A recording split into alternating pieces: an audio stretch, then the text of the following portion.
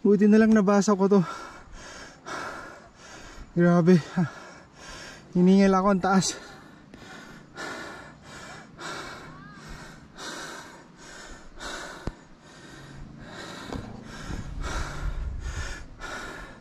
Buti talaga nabasa ko to. Kaya mo yan. Grabe. Ayun na, inakyat oh. Nakakahingal.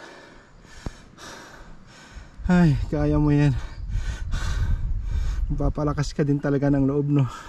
Kahit pagod ka na, pag nabasa mo to talaga, kakayanin mo.